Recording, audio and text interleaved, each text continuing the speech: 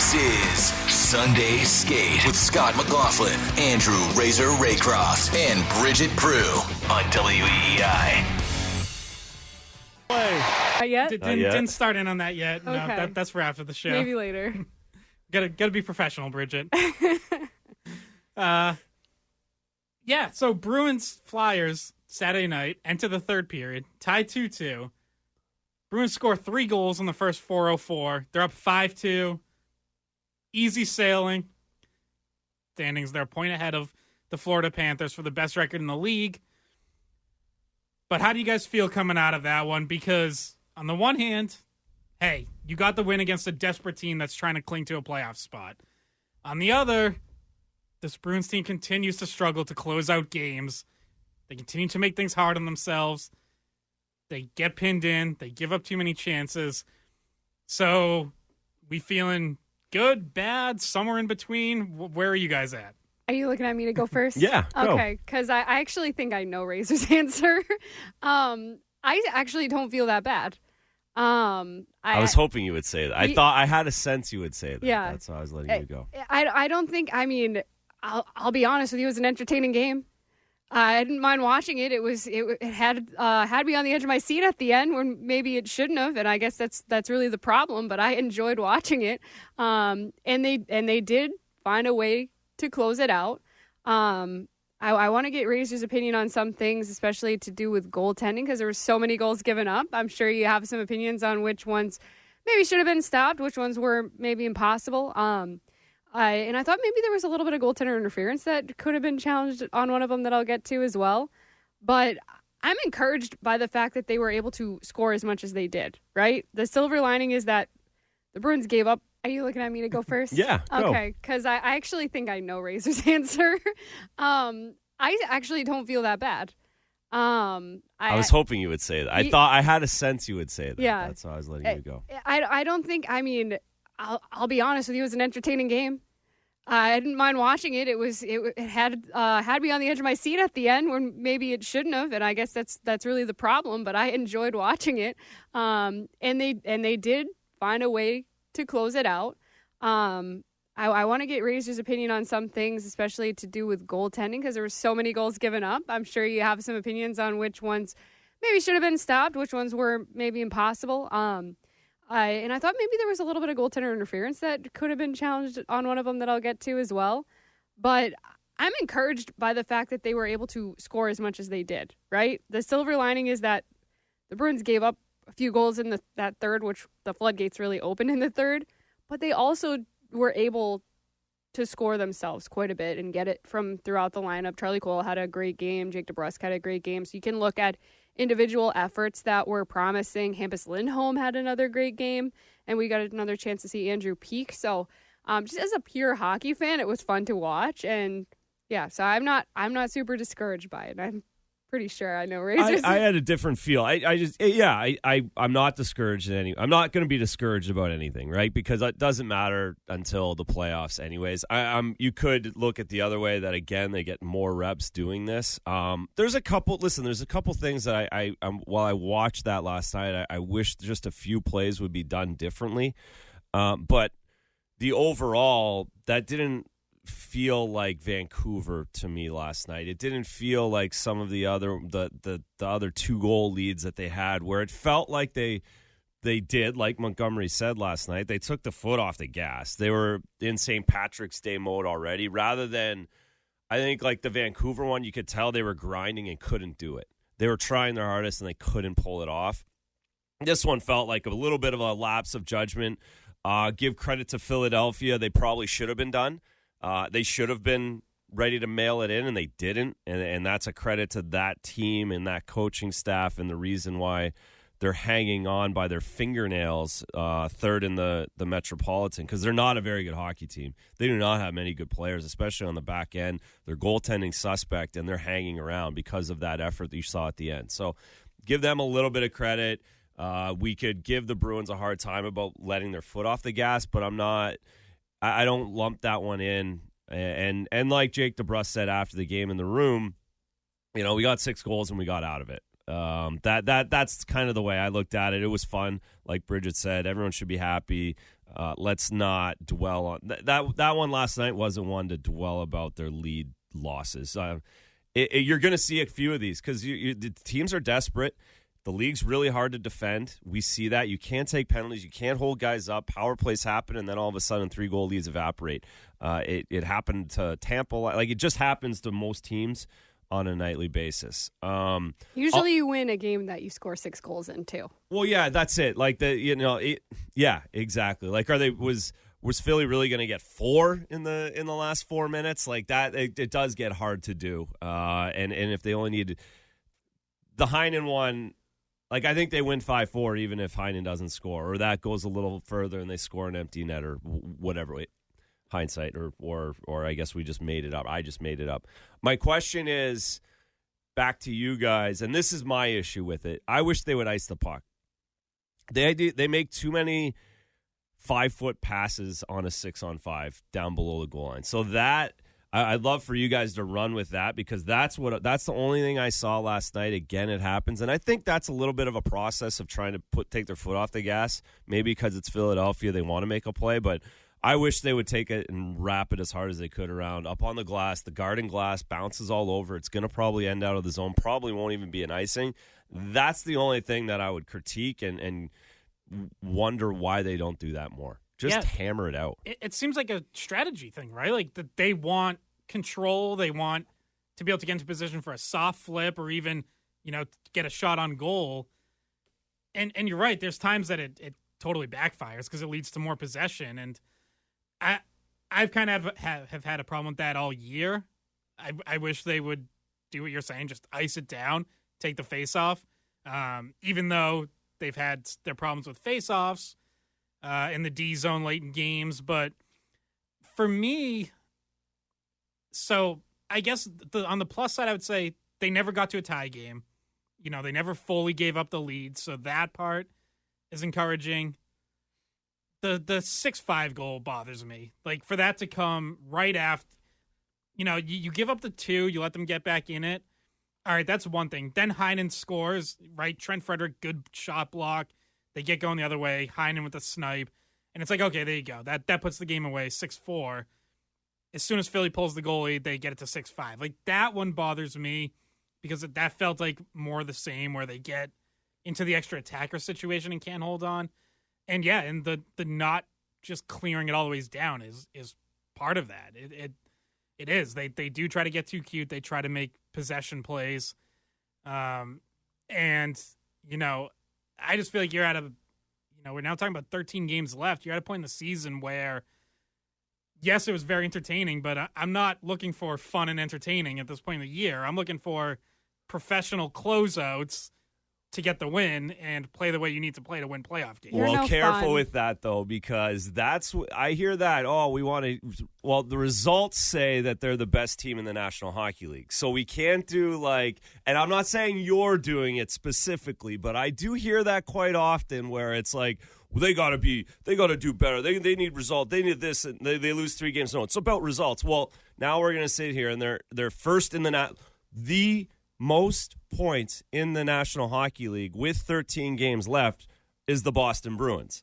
So you can't go, well, I don't want to have fun, because people will do that. And again, I know it's not you, Scott, but it is. We can say that it is. But I will say they're not first in the league in wins or regulation wins. Okay, well, it doesn't matter. There's no loser point in the playoffs. Whoa. No, you can't do that either. That doesn't work either. Let's be serious. That's not fair. That's a joke, right? Like, that's not fair. It's not. Well, we'll go off winning percentage. That's all we can do is winning percentage. So they're second in the league in winning percentage. That's .003 points behind the Florida Panthers, who everybody thinks are so amazing. Everybody thinks the Florida Panthers are so amazing around here. The Boston Bruins are .003 percentage points behind them. Percentage points is what matters in the National Hockey League. And you can't have it, well, they don't have regulation win. You can't be having fun out there. It's all about the results at this point in the year. Well, the results say they're the second best team in the league if you want to go points percentage, and that should mean something too. So we can't have it all our separate little ways here. Yeah, Scott. They are. Here he comes. He's gonna have some analytics that. 1, 2, 3. I don't care about regulation because it's not the point. 4, the extra 5, point 6. is They're 7th in regulation wins. Doesn't matter. Who cares? I do. I know, but it doesn't matter, though, because that's not how the league works. In the regular season, yeah, but in the playoffs, you want to close games out in regulation. Okay, the playoffs don't have shootouts or 3-on-3. No, but 5-on-5 which is the reason why they of... lost so many times in overtime is because they're terrible at sure, 3-on-3. I don't like this point either that, well, who cares about overtime in the shootout because you don't have that in the playoffs. Okay, but 5-on-5 overtime in the playoffs can be just as much of a crapshoot. Of course, but you can't say regulation wins matters only. That's all. That's all I'm saying is that that doesn't matter in the playoffs because the games don't end in regulation in the playoffs either. My point is just I wish they were better at closing games out in regulation, and they got the regulation win last night. So ultimately mission accomplished. It was just ugly, and there were some of the problems that we've seen that have led to them ending up in overtime too often. Some of those problems are still there. That's my issue. Yeah, and what you asked earlier about like making the longer clear rather than the shorter pass to try to get the puck out, that happened to them a lot when the goalie was pulled last night. And what they were doing was like they're trying to bounce an indirect short pass off the wall to like from the defenseman to the guy at the point, and then that guy was going to try to take a shot or something or skate it out. And it wasn't working. Yeah, and they won faceoffs last night, right? We've complained and given the centers a hard time 6-on-5 and closing out games. Well, they actually won those faceoffs last night, and then they didn't clear because it wasn't a slapper around the board. Like, put it up on the glass. 9 times out of 10 in the NHL, the defenseman on the weak side gets a stick on it or gets a hand on it, and then you pressure them right out of the zone that way. So, again, it of course, it wasn't beautiful at the end. I'll concede that, but this is and we should hope that this all makes them better at the end too, because they didn't have to worry about this in the playoffs last season. You hope that they're just going to be more comfortable and have like realistically, shouldn't we want them to have this happen every single game the rest of the way? So it's really locked in and grinded into them rather than finishing 5-2. And closing out that way. Like, I there might be some of that helps them in the long run. And they closed out the game in Montreal in overtime, too. Yeah. So that's 2 in a row closeouts. They closed out Toronto 3-1, 4-1 2 weeks ago. So, it's not – it's better. Everything's okay. I don't know about that. But I do think there's something to – there's a benefit to playing so many close games. That's different than last year, and I think that's a good thing. I just worried, could it go the other way where because they've kind of let so many leads slip away and had these problems closing out, does that get in their head at all? Do they feel the pressure?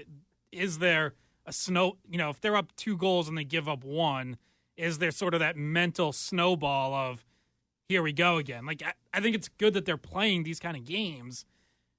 I just wish you didn't, every third or fourth time they're in one of these, see these problems come back up where it starts to slip away.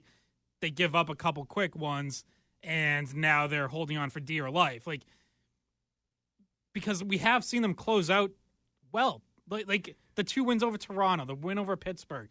Those were games where they had really good third periods and closed out strong. But then you get another one like this, and it's like, have they really gotten past, like, how much progress have they made in this respect in terms of holding on to leads in the third period? And that's where I wonder, is there any sort of lingering effect that carries into the playoffs? Like part of me feels like almost no matter who they play, like, I just think like they're going to give away a game in the first round. And they might survive. If they're facing Toronto or Detroit or the Islanders or Philly, if they slip down to a wild card spot, I would still pick them to win that series. But then you get to the second round, if you're facing Florida, I don't know if you can get away with giving a game away. Like that's where I run into a hang-up. I think we have to open our minds a little bit to the league. This is the league. This is NHL hockey now, or is giving up these leads. Toronto and Florida, the 2 teams that we think are pretty good, both gave up, Toronto and Tampa Bay, 2 teams we think gave up 3-4-0 leads yesterday.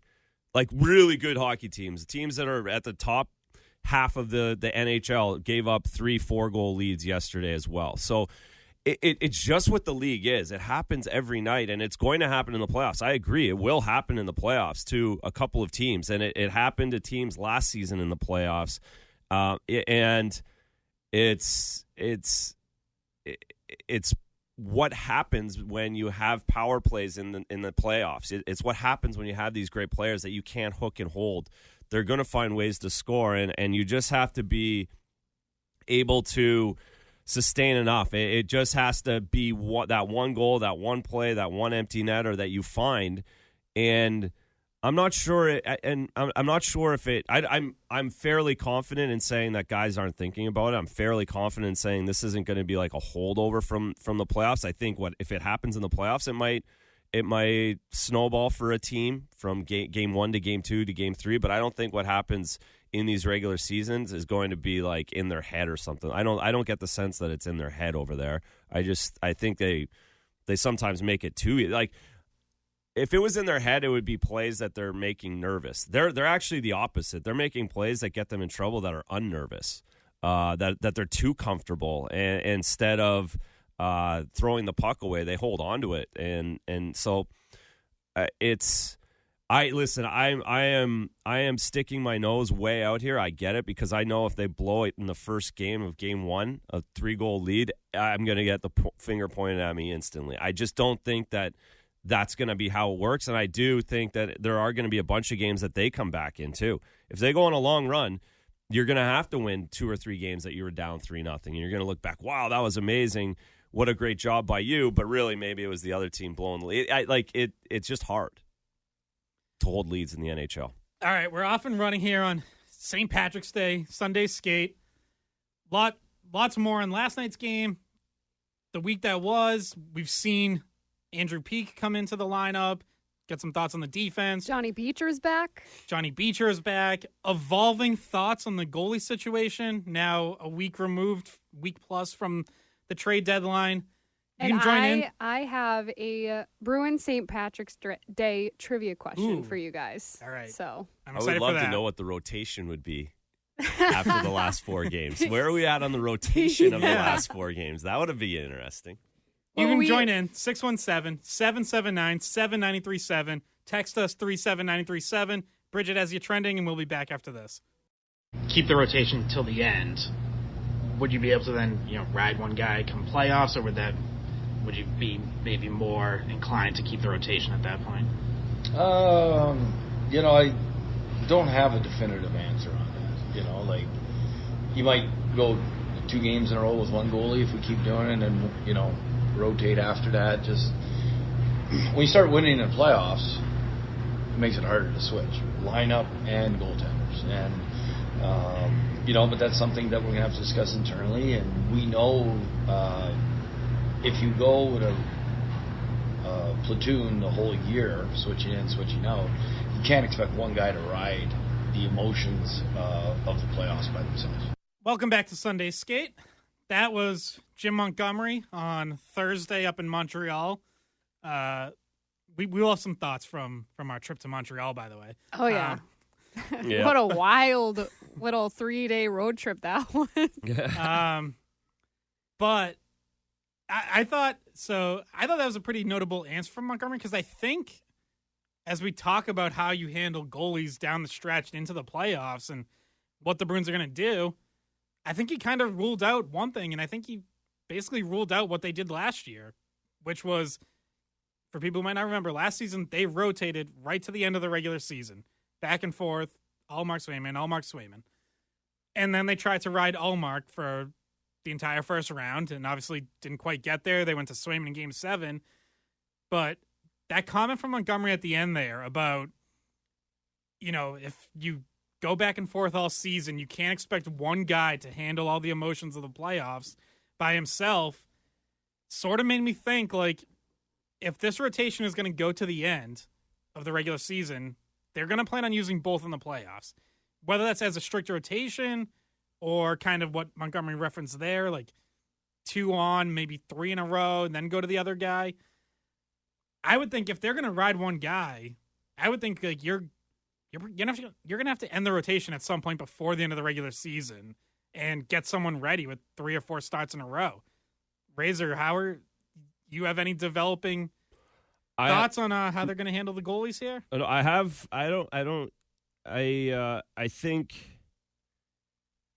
think that their play can make it difficult at times. I think they might have wanted to do that last season. And don't forget, Linus Ullmark won the Vezina last year, but Jeremy Swayman basically had a shutout every game the last 5 games of last regular season. And there was no real way to put him on the bench the way he was playing, so maybe they wanted to do this last season. Maybe they wanted to go with three games in a row, but Jeremy Swayman's play didn't allow it, and they knew they had to go to Ullmark in game 1. And the way they started the series, they couldn't get Swayman in. And it's, you could say it's shaping up that way right now, because maybe 4 games ago they wanted to run Swayman this week after the deadline. Okay, we get through all the deadline, they want to run Swayman. But then Linus Ullmark goes 1-on-40. And then they put Swayman in. He gives up 5 goals. And then they go back to Linus Ullmark, and he gets a 2-1 win in overtime. And then Jeremy Swayman gives up 5 goals again. So now who's playing Game 5?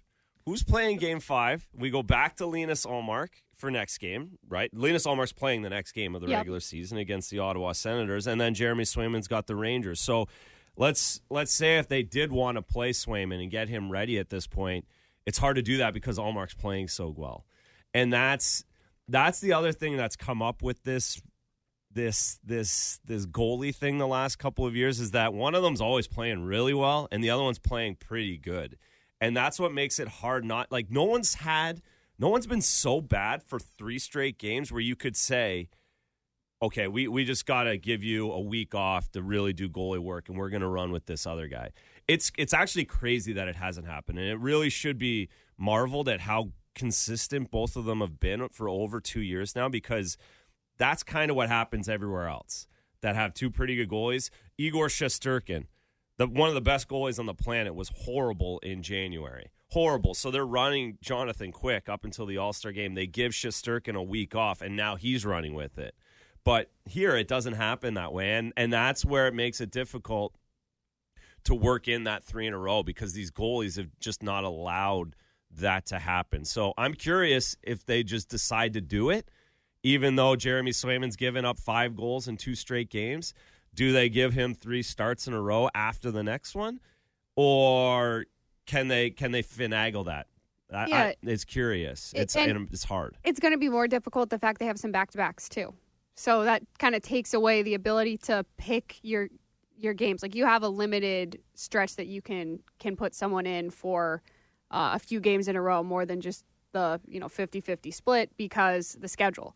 But if we do start seeing that, and maybe it's a little bit of a tell for what they're planning to do.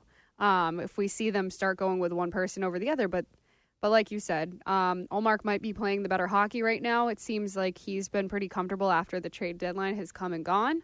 And it's hard to decide who starts the series again, because I know everybody thinks it's a predetermined thing that Swayman would be getting the chance this time around, but I don't think that that's been solidified at all so far. So there's still 13 games left to decide on that, and to decide on the rotation. I wonder if there's a difference of opinion between Montgomery and goalie Bob Essensa on which one would like to go with, like, the classic stick with one goalie, and if the other one is more willing to try the rotation. That could also cause a little bit of a conflict in the decision making before the playoffs and in the playoffs. Yeah, and I'm sure Don Sweeney will have a say on that as well, but ultimately it is final call is Montgomery's. Mm-hmm. Obviously with a lot of input from goalie Bob. Yeah, I think until maybe the last couple of weeks, you would have said Swayman's having the better season. This is kind of his year. He's the game 1 starter. I wonder if that is switching a little right now. Like, right now, today, Ullmark's the hotter hand if we're just talking about the last week or so. Since the All-Star break, Swayman has a .902 save percentage. Ullmark's .910. Swayman has had a few of these 4 or 5 goal games, so I don't think that, Bridgette, like you said, I don't think that's set in stone at all. Let's bring in Maria here, who has some thoughts on a goalie or maybe a question. Good morning, Maria. Happy St. Patrick's Day. Maria? All right, we'll try to circle back to Maria there. Okay. Well, I actually had something to say too. Okay. Oh no, we lost Maria. Hopefully she calls back. So in terms of making the decision for, you know, the rotation and when you finally get to the playoffs, if Ullmark at some point either starts a series and gets hot and keeps the net, or like comes in, Swayman looks bad, comes in, and he just like takes the Bruins on this run for a Stanley Cup. Can you imagine what people are going to say? Like, oh, I'm glad he said he wasn't going to go to LA. Like, I'm glad he like vetoed this trade, because at the end of the day, we don't know how it's going to play out and who they're going to need to ride. And they might need both guys like we've talked about. So like you could start to see a narrative form where it's like, okay, well, I'm really glad that trade didn't go through if the rumors are true, that Ullmark was like, nah, I'm going to stay here and, you know, maybe give himself a chance to win this.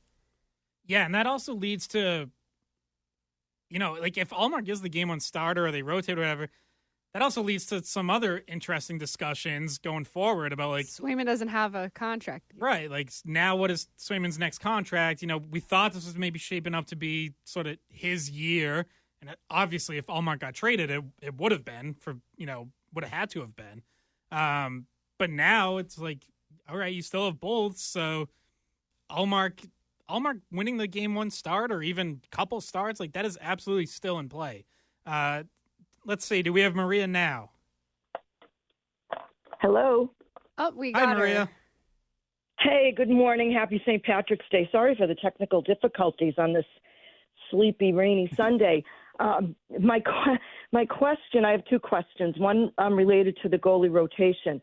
How much of what happened last year against the Florida Panthers with the critiquing that was levied on both Monty and goalie Bob about, you know, moving away from the rotation, how much of that may factor into this? Because, you know, in my heart of hearts, I don't believe that he's going to go with a rotation just because there's so much pressure and noise about, you know, riding the hot hand and sticking with tradition and, you know, all of that stuff. So if you were the coaches, what would you guys do? And Bridgette, I'm curious on your thoughts on this also. And Bridgette, I also wanted to tell you that your take on the last episode of the Skate Pod with Lohrei and Shattenkirk playing together, I totally agree with you. That was a mess.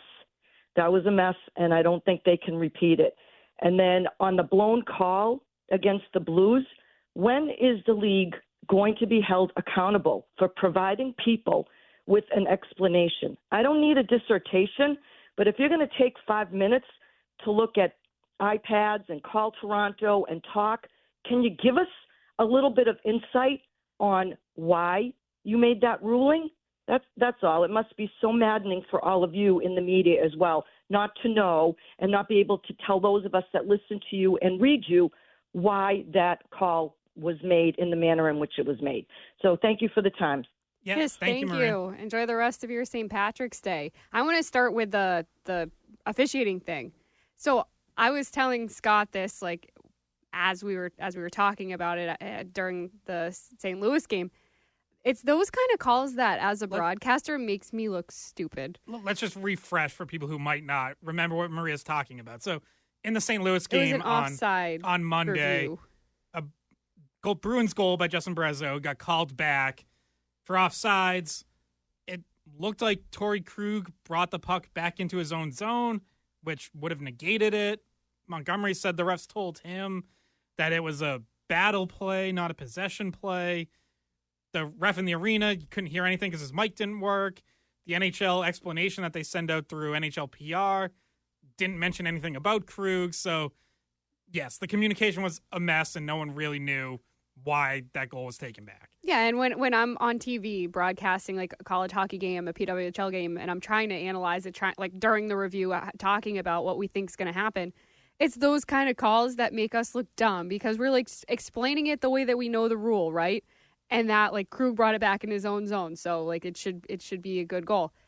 And then they go the opposite way, and it's a disconnect that either makes the broadcasters look dumb or the league look dumb or both, or, like it's just not a good situation. And to speak to the college hockey side of things, we're actually setting up a meeting to talk to Brian Murphy, who is the lead official of Hockey East, so that we can go through some of the calls and what they're looking for and what we should say during different reviews. And we've done it in the past, and it's been helpful. And I feel like maybe even if it's just a random day in the summer, people can jump on a Zoom call and ask questions about specific calls or just like the general nature of a rule and what we should be looking for and what our understanding should be. You should just let people have at it for like one Zoom call. Let people air stuff out. It doesn't have to be us in particular, but maybe that like at a higher level, pick a few different markets reporters and just let them take over and ask a few questions. Yeah, and that one was, like I say, it was especially frustrating because you couldn't hear what the ref was saying on the mic because it wasn't working, which, Razor, I think you said this, I think I heard you say it on Morning Brew, maybe it was Nesson post game, like, figure out the mic first. Like, don't just blow past it and be like, oh, well, I tried. Like, no, figure it out so that people know what you're saying. That's my biggest pet peeve of all of this, because the other stuff like the call, like having is a little more difficult. The easiest thing in the world and the easiest way to help this is make the refs put their mics on. Every other league does it. The NFL does it 30 times a game, 25 times a game. We hear from the referee and he puts his mic on. If he doesn't, he fixes it and gets it right, and it takes 3 extra seconds. But for whatever reason, these NHL refs, there's no accountability on it. They're embarrassed to talk or like take a public speaking class if you're going to be an NHL ref. It's part of the gig. It has to happen. It has to be this way. And if you get your mic and it doesn't go, someone in the box has got to tell you, like, put your mic on, get it right, tell everybody what you're doing. Rather than doing, they do it, they talk through it, and then they realize the mic didn't work, and then they just skate off. And everyone's sitting there holding their beers like, what just happened? What was that? Because if we get a little bit from them, we can all discern what he meant. But if you don't hear anything, like it's a $7 billion business. Put the mic on and get it right. That's kind of where it starts and ends for me. The referees have to explain it. We just sat there, like Maria said, for 5 minutes. What's another 45 seconds to wait to get the mic turned on properly and for him to explain why it wasn't a goal? So it's in arenas brutal. Yeah, maybe give a second ref a mic too, just in case that one doesn't work, and have him explain. Like, you know what I mean? Like, and also just grab the mic out. Like, there's a million things. Like, you can't say it's technology because if it's on the hip, okay, that doesn't work. Grab the mic. You're sitting beside the iPad, beside the microphone for the scoreboard right there. Just grab the mic right beside there and talk into it. That, like, there's a million different ways that they can make it easier than what it is right now. I'd also like to know the internal process of like disciplining a bad call, or like say you make a really bad call, you missed a penalty, hit to the head, you didn't call it.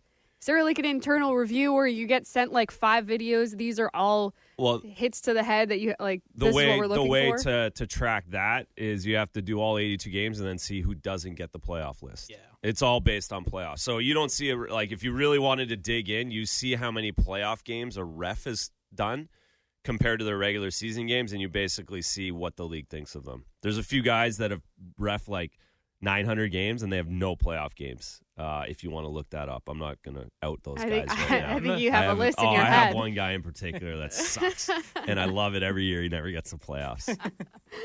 And in that case, the NHL puts out an official press release explaining the review, but really, like, all they do is they just quote the rule. Yeah, that's it. And it's like, everyone's question is like, did Torrey Krug bring the puck back in? And they don't even mention that. And it's like, well, this week was a joke because they literally cut and paste from like 18.1.5.7 of the rule book. Like, I don't want to read the rule book. I want like layman's terms. Like, give it to me straight. Yeah. All right. So let's address another part of Maria's call. So what would we do? Now, I'm the one who's been pro rotation. I remain that right now. I think Ullmark's been playing a little better. I don't know that either one's separated to the point where I'm going to sit here and say, like, I want to ride that guy. As it is right now, I would continue the rotation until one of them gives me a reason not to, and that's regular season and playoffs. If Swayman has another tough game his next game, and I do want to get, maybe not this segment because we're wrapping up, but raise his thoughts on whether last night qualifies as a tough game for Swayman. Should there, were there a couple goals that he wants back? But right now, I'm still in the camp of I would continue the rotation until one of them has a bad game in the playoffs or a couple bad games in the regular season and gives me a reason not to go back to them right away. Yeah, well, my thought is just look at the first 3 games of a series.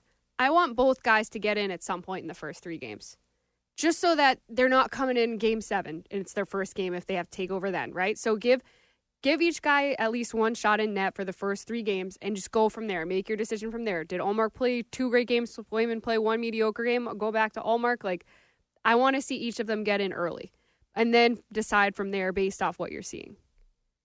Razor, where are you at right now? I'm not a rotation. I'll never be a rotation guy. So that I am not. I am not against seeing both goaltenders.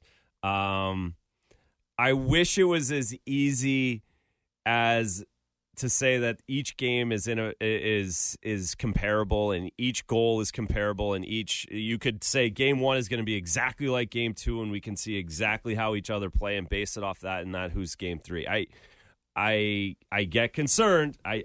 This is how I've explained it: is someone winning 7-5, someone losing 1-0, and having to figure out who should play game 3. That makes it really, really difficult. There's definitely some internal metrics that you can look at besides. No. Don't say metrics. Well, I'm saying like besides no metrics. No. I mean just besides the score, right? We're not talking about the guy that gets a win and the guy that gets a loss, right? We're talking about what you see, what your analysis of the guy was during the game. I know, but it's about winning. Yes, and you want the winner. Do you want Grant Fuhr or do you want the guy? If Swayman lost 1-0, in a tight game, like and I would. Would, so this is. I'll give you the metric. Throw the metrics out. Jeremy Swayman, and I don't. I'm not even going to use their names because it's not fair because it'll be taken out of context somehow, some way. One goalie goes in and makes 44 saves, but gives up a goal from the red line in overtime to lose 1-0. The next guy goes in and gives up 5, but wins 6-5 and makes a breakaway save in overtime, and then they go down the other way and score. But he gave up 5 on 25. Who plays game 3? I know Scott's answer. Rotate.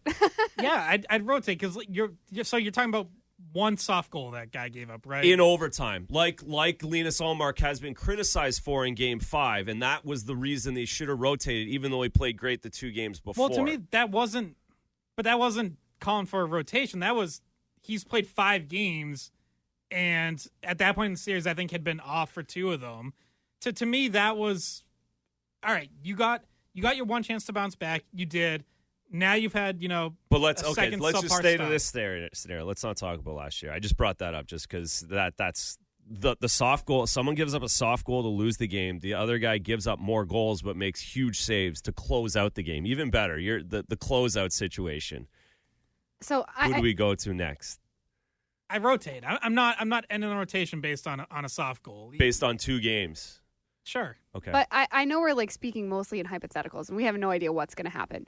But the reason why I say what I think they should do in the first 3 games is because, first of all, you don't want to bring a guy in at the end of the series. You want to get both going, right? You want to give guys time to acclimate to the playoffs, right? And you don't want to let somebody carry the entire load themselves. I know that's in the past, but it looked like that they could have used a little bit of that last year. I hear all that, but it can't be 3 games. It's because if it's a real rotation, it has to be 4.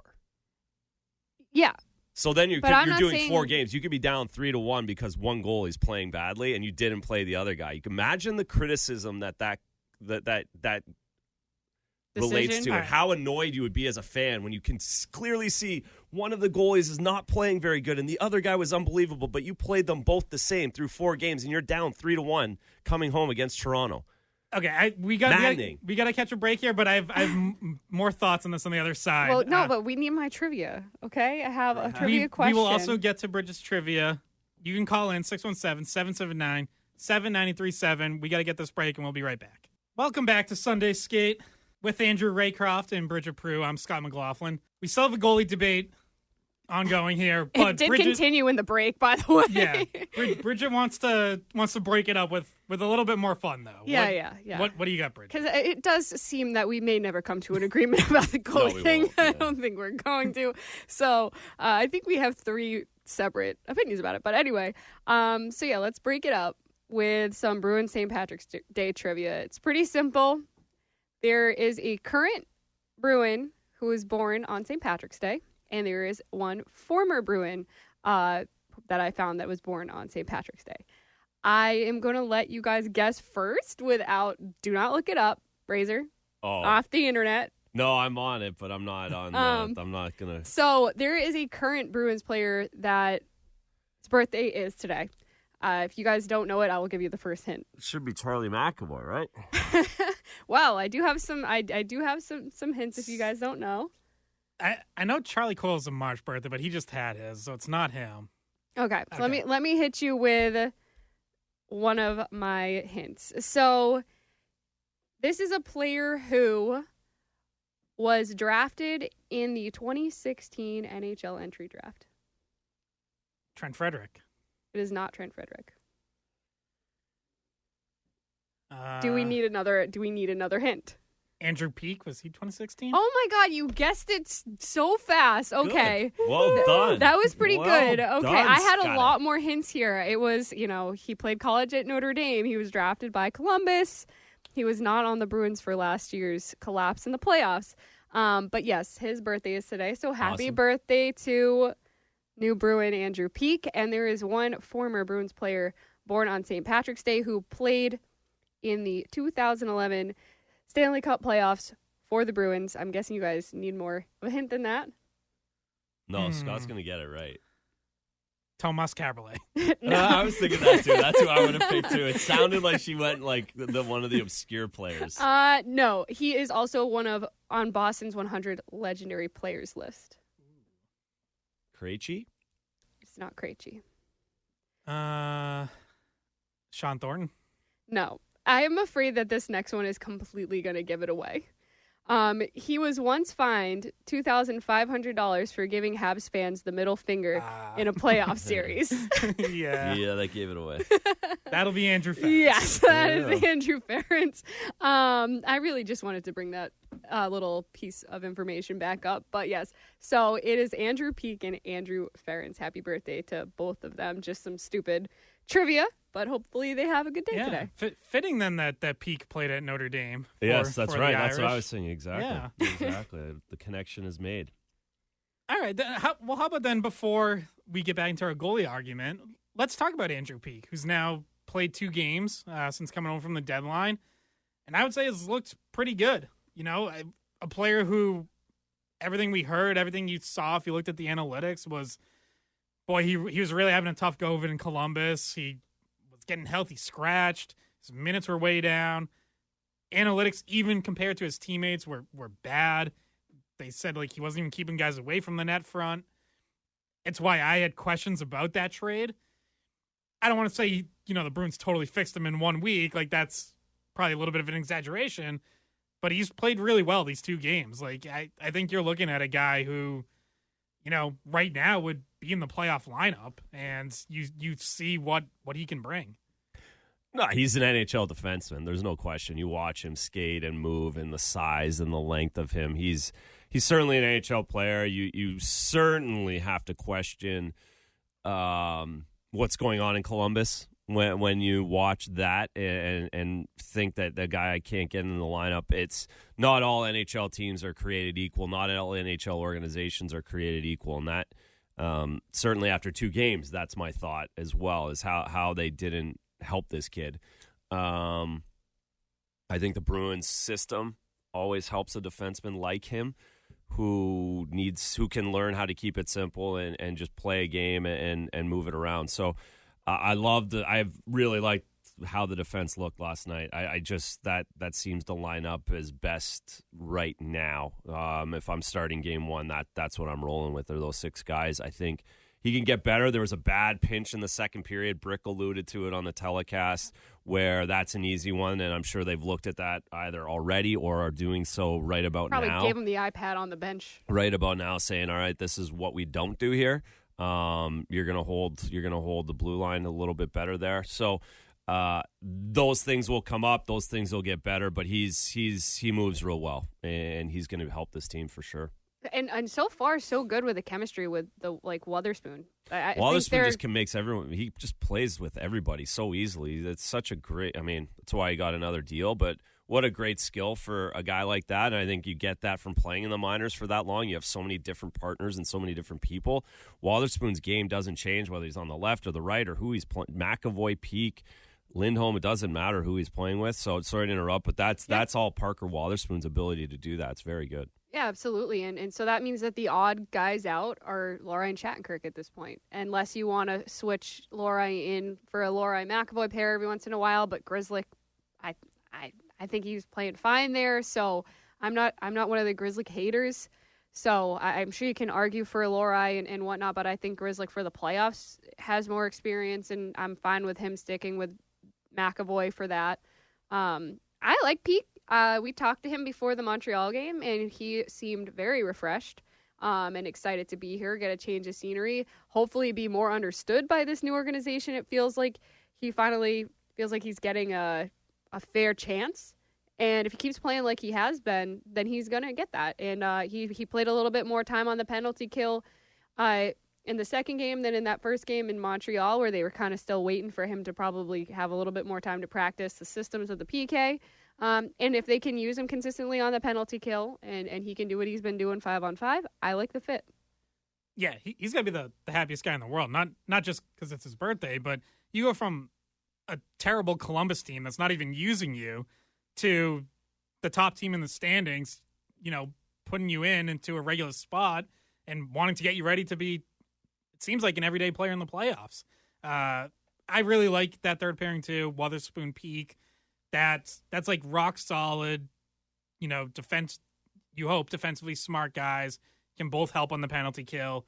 I do have some thoughts on, Grzelcyk versus Lohrei, best partner for McAvoy right now. That we can throw that as a topic on the table. We still get the goalies on there. We got calls. Closing We're out definitely games. going to get to these calls. Yeah, next we got segment. some calls. So hour 2 of Sunday Skate coming up.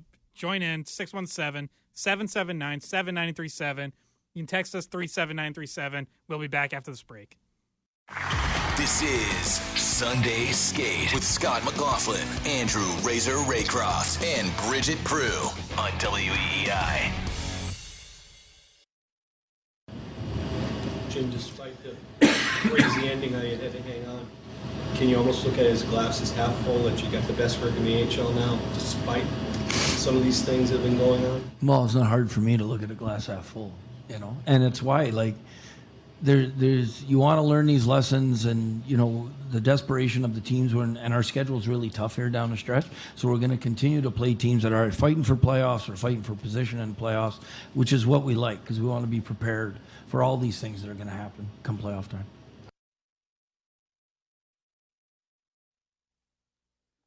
Welcome back. Hour 2 of Sunday Skate. That is Jim Montgomery sounding like Andrew Raycroft. Glass half full. Always. Not hard for him to be optimistic. Not a pessimist like Scott McLaughlin over That's here. right. Let's knock out some calls here. Let's start with Jay in North Carolina. Jay, what do you got? Hey guys, I love your show. Anyway, I got 2 items for you. Number 1 is I hope the Bruins don't win the President's Cup, because I think it's a death knell for the Stanley Cup. But number 2, I've assembled my ultimate team of all time: Wayne Gretzky at center, Bobby Hull right wing, Gordie Howe left wing, Bobby Orr in defense, Patrick Roy in net. But I don't know who pairs up with Bobby Orr. I thought maybe Larry Robinson or Dennis Potvin, but can you guys help me out? And if you could stay on the line, I'd like to hear your answer. Sure. I would say Ray Bourque. Be a pretty Really? solid choice there. To me, it would probably either be him or Nick Lidstrom. I think you got to find a way to get Wayne Gretzky on that team too. Yeah, Wayne's got to be there. But yeah, no, that's a fun one. All right, so what? I'm having like all kinds of headphone issues here. He so did say Wayne Gretzky, by the way. Yeah, Scott can't hear the callers super well, I think. Yeah, he definitely said Wayne Gretzky first, in case you missed I can that barely part. hear anything, so it's not great. But Yeah, I don't know how you're going to respond to these callers, but want to take Mark in Medford? We will translate for you. Sure. Let's go to Mark in Medford. Mark wants to talk about the Bruins having a closing problem. Go ahead, Mark. Yeah, before I get to the elephant in the room here, I just want to say Morgan Geekie, hands down, 7th player award winner over anybody on this team right now. That kid he's a great hockey player.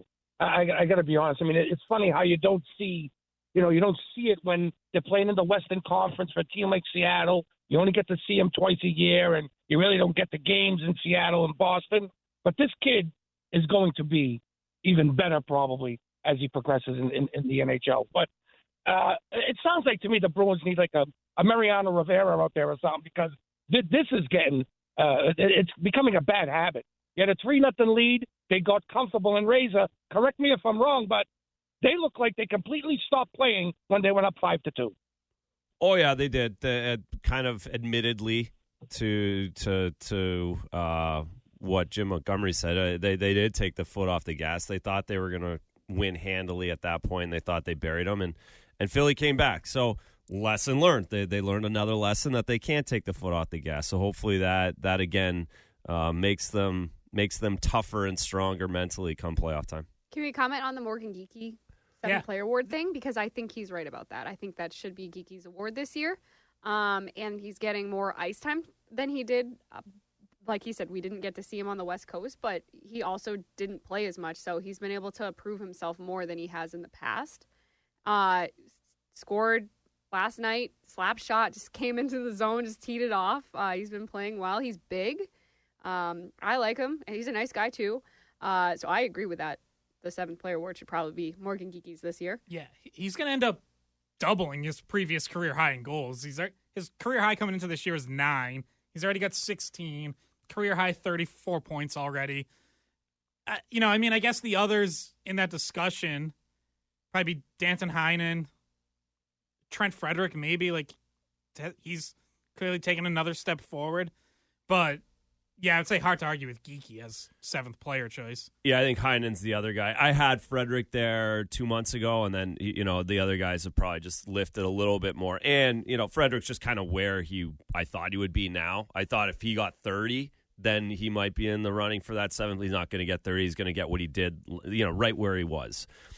I still think Frederick's gotten much better, by the way. That's not a shot at him. Yeah, and all those players that you just mentioned have been playing well. Yeah, and Dan Heinen is way above and beyond. Yeah, that's the only. Geekie's been great, but Geekie's also, if you're looking at the contract, what you kind of have to take into consideration, I think, for 7th player is that he's a $2 million guy this year and next year. So he had it a little easier going in rather than making basically league minimum that Danton Heinen's doing. So. But either one's great choices. Either one needs to be celebrated for what the organization saw in both of those players, recognize their ability to help this lineup. And again, the pro scouts and Don Sweeney and Cam Neely have found players that help their team win. Every summer they do it. Every deadline they do it. And they did it again this year. Yeah. James Van Riemsdyk for $1 million. Just saw... we just talked about Andrew Peeke, like way better than what we thought he was, like just over 2 games. I get it. It's early. Parker Wotherspoon was a free agent guy they brought over. Like these guys have they've picked up off the scrap pile for lack of better word and turned them into real good NHLers. Yeah, and that's why nobody predicted the Bruins to finish first in the offseason, because we didn't really know what we were going to get from those guys. But I think a lot of them have outperformed. We could get into some players this season that have underperformed. Maybe Kevin Shattenkirk would be in that category, or at least he's kind of tailed off at the end here. But yeah, I like all of the way that all of those guys have played. They've definitely been good for the value, right? You can't argue that even though Geekie is getting paid more than Heinen, he still brings a value. lot of value at the $2 million price point. And even Shattenkirk, I mean, he's barely making over $1 million. So I think you have pretty much gotten exactly what you thought you were going to get from Shattenkirk. And, maybe he still finds his way into playing in the playoffs, but it seems like Peeke is probably a little ahead of him right now. You can even throw in, bringing Justin Brazeau into your organization and developing him up to the point where he's an NHL contributor now. Jesper Boqvist was another guy they signed really after the first wave of free agency. That was like a week or two in. And, it took some time. He had to go down to the AHL. He had to learn their system, all that. But he's contributing now. So, yeah, I have no questions about the Bruins being able to find depth pieces because they keep doing it. It's, ultimately it's like, do they have enough high-end talent to make a run? And this can kind of dovetail into two guys who are playing really well right now that are going to be crucial to however far they go in the playoffs. And that's Pavel Zacha and Jake DeBrusk, who are both hot right now. 10 points in a 7-game point streak for Zacha, 10 points during that time. 9 points in the last 7 games for Jake DeBrusk. Because you look at your top 6, right? You got Pastrnak as the superstar at the top. Marchand's still very good, tier below that. Charlie Coyle having a career year. The 6th guy in your top 6 has generally been James Van Riemsdyk or Danton Heinen. Those guys are making $1 million or less. They just have to complement whatever their line they're on. Zacha and DeBrusk are the crucial 4th and 5th forwards that I think that they're the ones who decide whether you have a good enough top 6 or not. If they're playing like this, you do. Yeah. And you can make some noise. If one or both of them go quiet, you're fighting an uphill battle and you look like maybe a one-line team. And that's why the record when DeBrusk scores is what it is. 23-3-1, because all those other guys contribute, right? But when you get the Zachas and the DeBrusk contributing too, that's when you're winning. It's when you need to get that round of guys into the offense. And the big thing's going to be just don't go. And this is just another way to put it. I agree 100%. Just don't go cold. They can't go cold. I don't think they have to be as hot as they don't have to get 10 points in a 7-game series, but they can't get none. Right. They just have to chip in at the right time with the big play. The power play got them going yesterday. The Charlie Coyle power play at the end of the second. That's just an ugly power play goal. They need one of those every other game in the playoffs. And that's where the Zacha and the Coyles are going to get their extra little secondary assist points. And then, continue to play the 200-foot game, but don't go cold. That's the biggest fear of mine offensively is DeBrusk, Coyle, and Zacha to not find their footing right out of the gates in the playoff. I feel like they all need to get points in the first 2 games to feel good, and then roll into it from there. Yeah, and even Coyle, we haven't really talked about because I felt that he was still playing pretty well, but he had gone 8 games without a goal before yesterday, so to get those 2, big to get him back in the scoring column as well. And even his it's 18 games. He's only scored 3 in those 18 games. He's only scored 2 of them are 2-goal games now because of last night. But it's 18 games. He's only 15 of them he hasn't scored. That's too much. Right. It doesn't have to be 18 of 18, but I don't want 3. I want 7. 7 out of 18 playoff games that Coyle gets a goal in, they're in good shape and they're winning series. Yeah, I loved the game that both Zacha and DeBrusk played yesterday in particular. And Coyle. DeBrusk, 4 shots on goal, 4 hits. He was involved physically. Yep. He's mixing it up after whistles. He came after McAvoy caught Konechny up high a little bit. Flyers kind of jump him. DeBrusk was the first one in, defending McAvoy. You like seeing that. Zacha won 9 out of 11 faceoffs.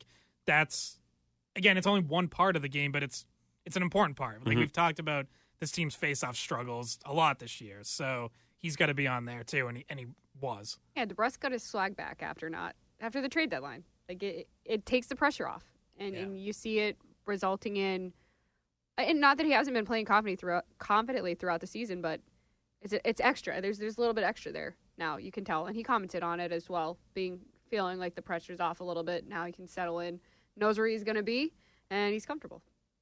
Yep. Okay, we got another break here. Couple Joe, segments hold of on the line because we will get to your question. Yes. Welcome back to a St. Patrick's Day edition of Sunday Skate. I'm Scott McLaughlin with Andrew Raycroft and Bridgette Proulx. Let's take a call to kick off this segment. Let's go to Joe in Ohio. Good morning, Joe. Hi, how you guys doing? Great Good. show, by the way. Thank you. Yes, yeah, Razor's going to love this call. I'm old enough to remember the goalie rotations of like Cheevers and Johnston and Cheevers and Gilbert and Moog and Lemelin. And obviously Fuhr and Moog won Stanley Cups together in a rotation. Jacques Plante, Glenn Hall rotated.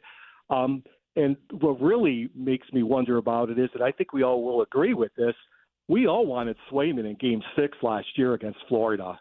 I mean, come on. I did, Joe. I don't think Razor did. I think Razor wanted to stick with Ullmark. I was happy to see Ullmark go in. No, hey, and I think, again, I'm all for two. I'm not completely against Joe. I'm not completely against two goalies. And the Andy Moog, the Reggie Lemelin, the Grant Fuhr, all like there is a long history. There's very much recent history of teams needing two goaltenders. The Vegas Golden Knights, the Colorado Avalanche using three guys. That's different than a rotation. That's all I'm saying. That two goalies is different than a rotation. A straight rotation has never worked, and that they've not many teams have done it in all defense. It was the Winnipeg Jets back in like the late 90s tried it. The straight rotation is different than two goalies for me. So I think if we're going to talk the good old days, I agree with you. I loved Moog Fuhr. I mean, that worked. But if you look at those numbers in those playoffs, it was Fuhr 80%, Moog 20%. Like that's kind of the recipe. So that's what you're comfortable with. No 50-50, 80-20 is a good spot for you. just, when it lends itself, use the other guy. And I think I know the Bruins are lucky to have both of those guys when they need to. I think it's just, we saw it last year. We've seen it the last 2 years where it's not, if you just win the first round, it's much easier. Winning the first round, it solves all goalie problems because then you can use both and you have a long enough runway to use both and you feel okay with it. It's the first round. It gets dicey trying to go back and forth. That's where I am.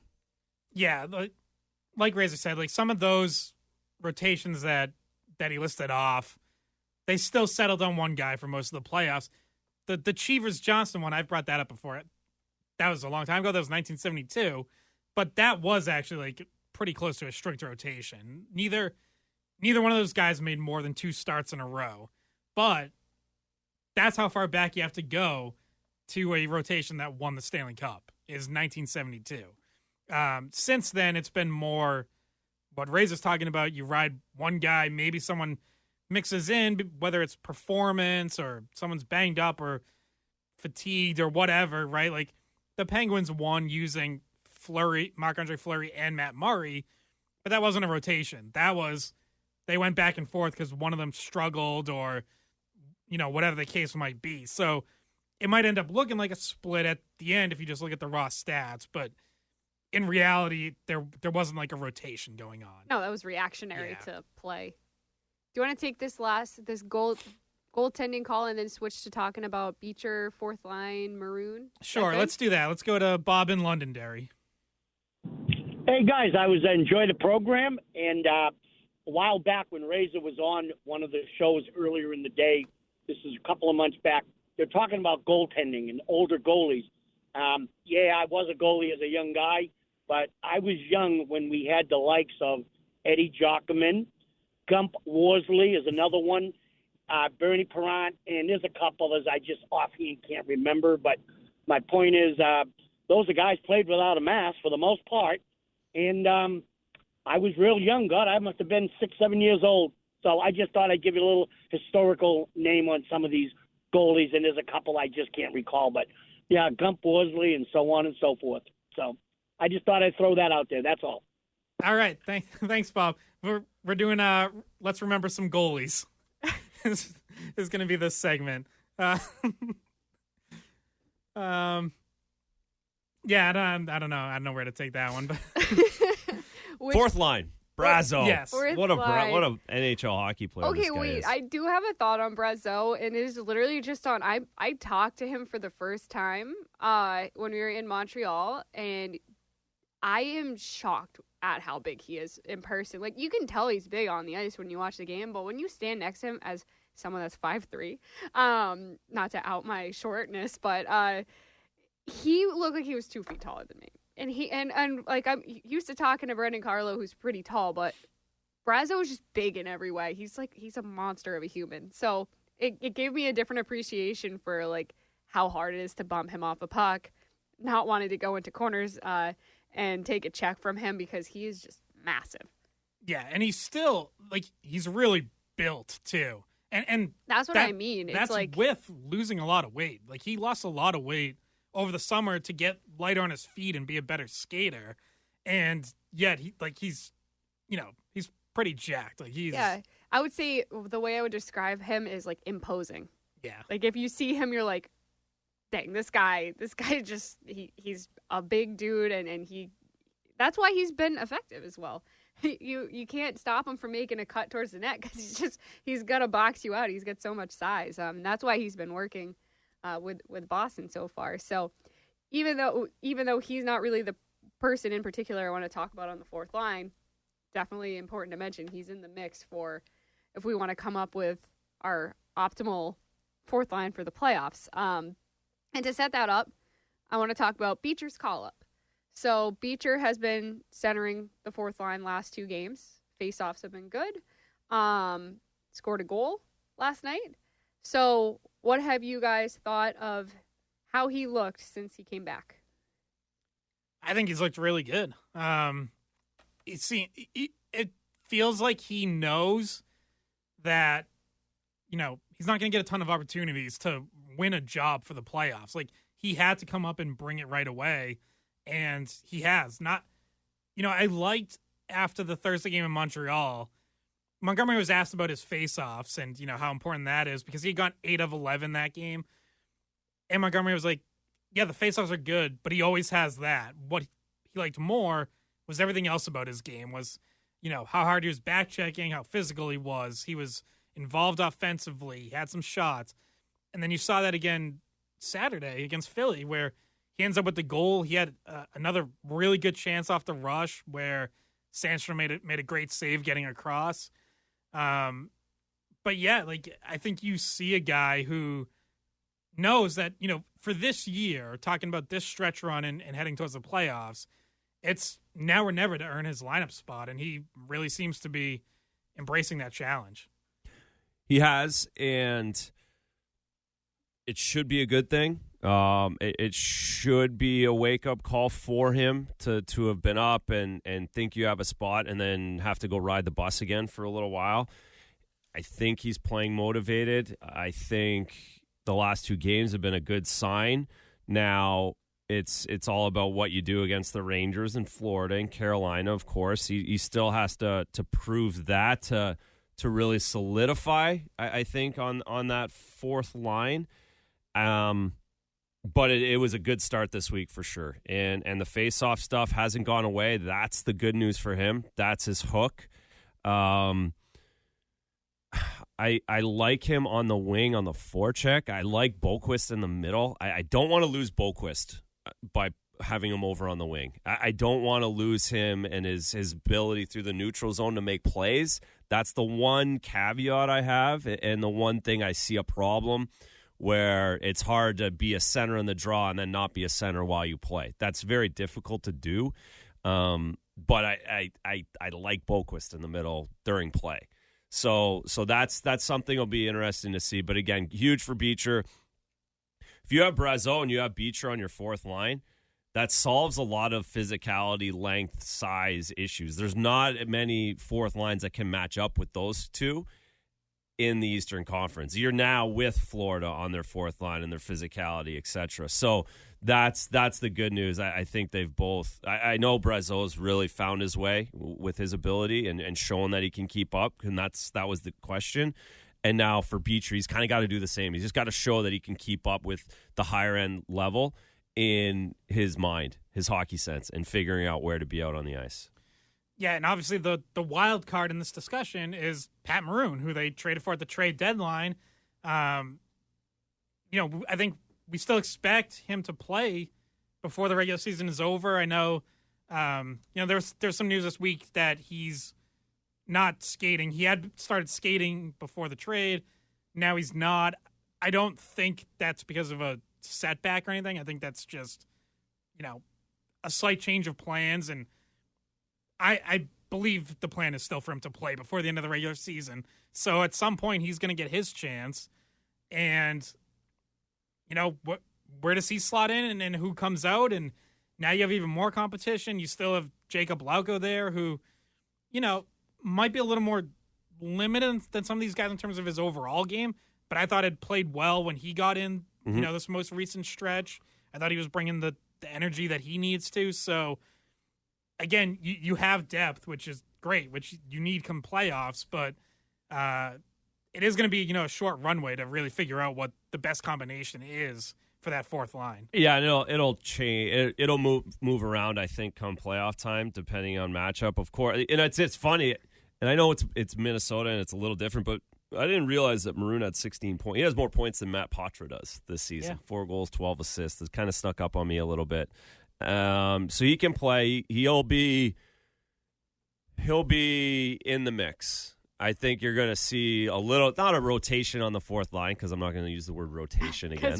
We've used that. Razor just hates every rotation. Yeah, there is no rotation. But there's matchups. Of course. Hey, you must be a big Red Sox fan, then. They don't have a rotation. Yeah, that's right. Exactly. I don't understand that pitching thing. Just pitch the best guy. Pat Maroon is a matchup guy as well, of course. Ryan Reeves, that's a direct correlation to those two guys. You can see how that will, they negate each other in certain times, and they're not going to want, either team is not going to want one of them influencing a game within a series if they do play each other. So, but you have to feel, I'm excited that they have that, because again, you have different levers to pull. Lauko, like you said, has been playing better.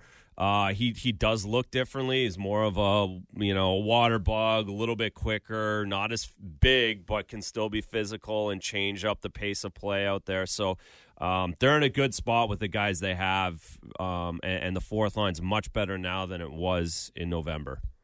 The problem is when Maroon gets healthy and comes to the lineup, that leaves 4 guys on the roster that are not playing in a given night.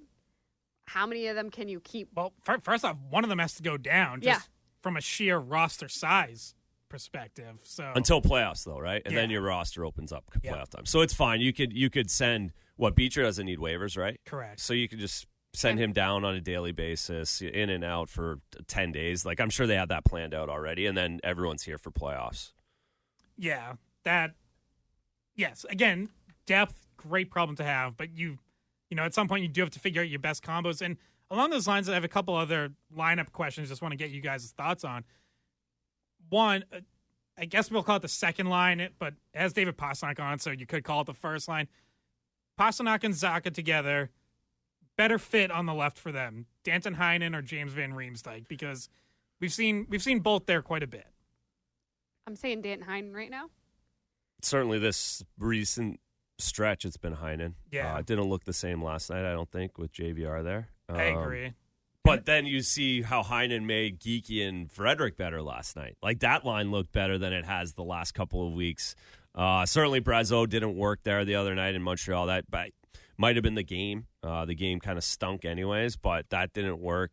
So Heinen made that third line look better too. That's the give and take, and I think that'll be strictly matchup driven, who they're playing, what third line they're up against, and how they want to look at that. But Heinen's kind of made every line better, which is something I don't think we all thought would be the case at the start of the season. No, I feel like it's time to extend him at this point. We're talking about guys that have played well. He deserves a contract. So I don't see any issue with signing him to an extension at some point. And you still need to sign DeBrusk if you want him, Swayman to avoid arbitration. There's definitely still some work to be done in terms of extending guys that you want to keep around, because that hasn't all been settled yet before free agency. But yeah, I like Heinen. I like him better on. I should say I think he makes that line better than Van Riemsdyk does. And then the other question I had, so we talked about third defense pairing. Are we comfortable with Grzelcyk next to McAvoy in your first defense pairing? I'll credit our skate pod co-host Brian brought this up on one of our episodes this week. Would you want to see Lohrei get a longer shot there? Because I'm just going to throw some numbers at you. Since the All-Star break, Grzelcyk-McAvoy pairing, when they've been on the ice 5-on-5, Bruins are up 8-5 in goals. So that's good, right? They're outscoring opponents. Corsi, which is percentage of shot attempts, 42%. Expected goals, 46.7%. Those aren't great, and that's lower than where they were even earlier this season.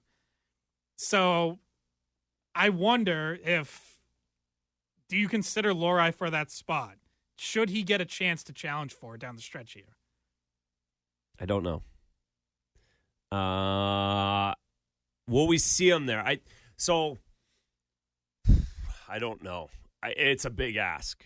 It's a big ask. That's the only thing. It's a huge ask come playoff time. I think Lohrei has continued to get better.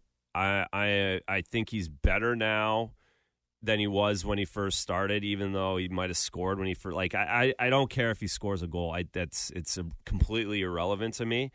I think it's the playing hard, the playing physical, the closing space. Can he close out Mitch Marner on a nightly basis in the first round consistently? Because that's the matchup, Marner-Matthews. And so I'm not sure. If they're going to do it, I want to see him playing top-end guys against the Rangers, Florida, Carolina. He needs to play 20 minutes. Or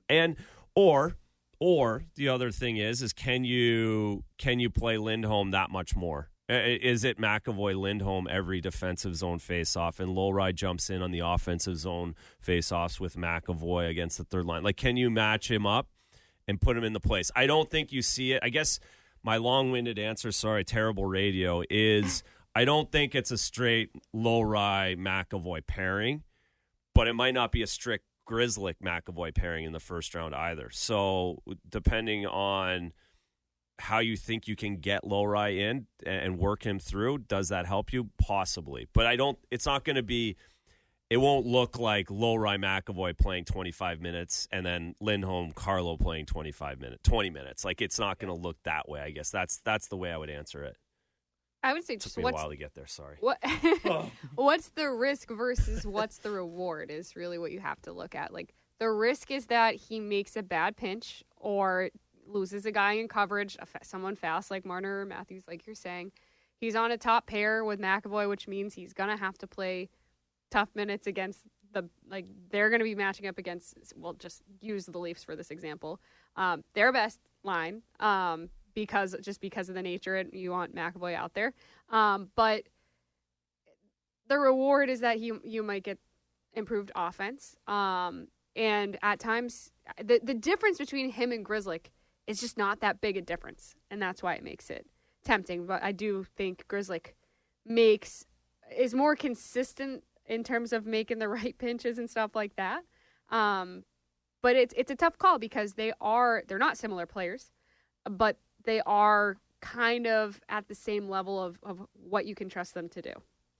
Yeah, obviously, physically, they're different, right? Lohrei's much bigger, has longer reach. And, if you're talking about there's been concern with Grzelcyk holding up in the playoffs before, I actually think Lohrei's done a pretty good job, not taking big hits. He seems to brace himself pretty well. But again, Bridgette, exactly what you're talking about, just the read and the speed at which plays develop in the playoffs. We do still see Lohrei, lose guys in coverage or get caught in between on a pinch. We saw that a couple games ago where he sort of ends up in no man's land in the offensive zone off a face-off, and it's like an easy chip right by him. So that kind of stuff, yes, has to be cleaned up. His offensive upside, is higher than Grzelcyk's. Grzelcyk might have had that once. We just haven't seen it as much this year, him being really involved offensively.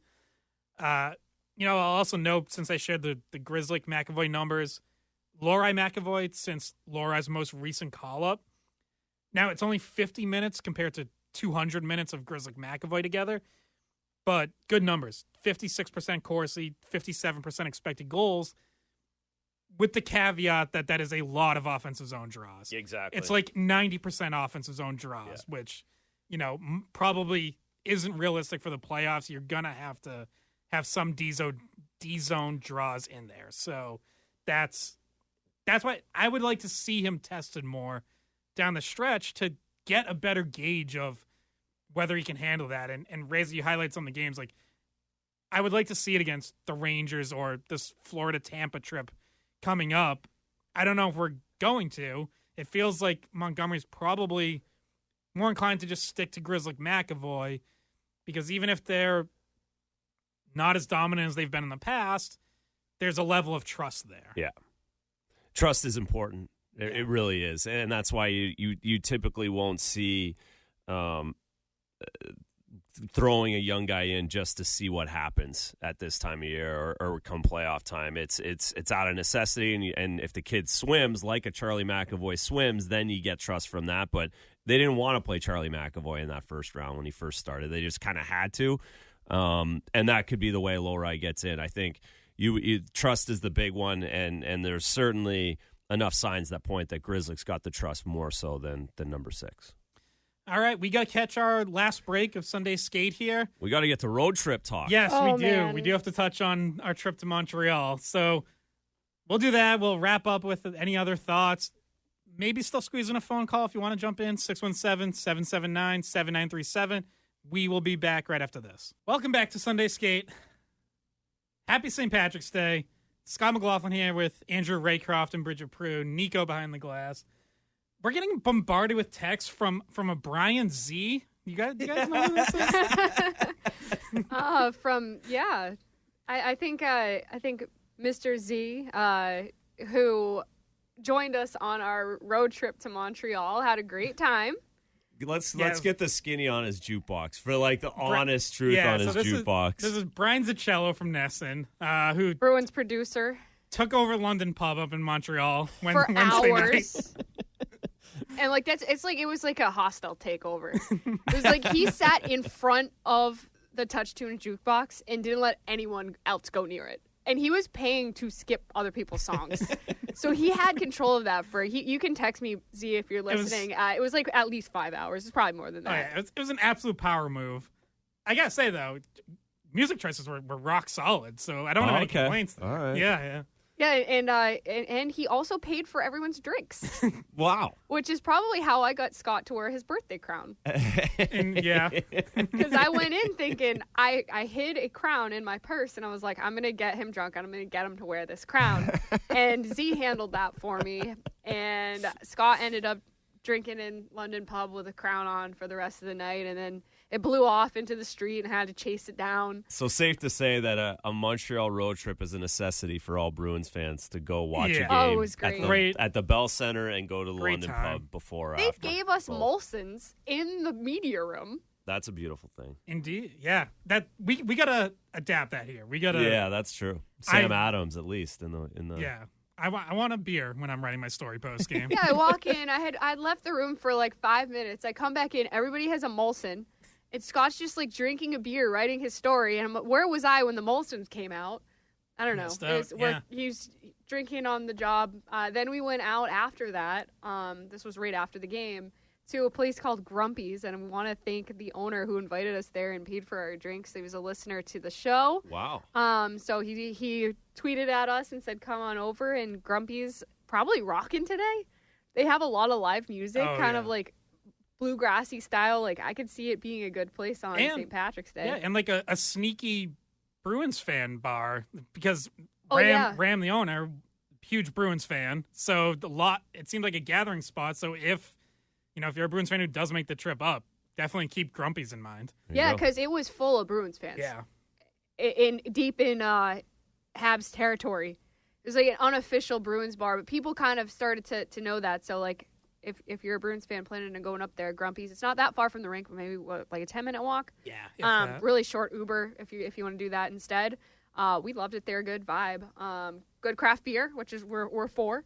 And yeah, we just had fun talking to some Bruins fans that were from Montreal. They exist. Razor, unfortunately, was not on this trip. But fortunately, sounds like fortunately I wasn't. Well, maybe that too. No, we had a great time, man.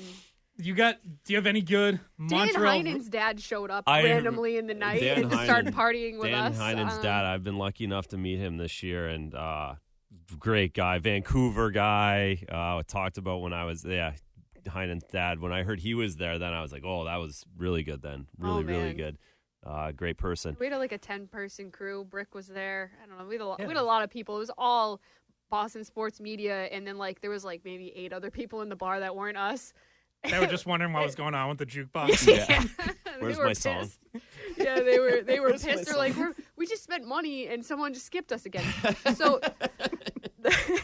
the bill was just about $500 for the tab that Z picked up. And that's without the jukebox. It's a good night.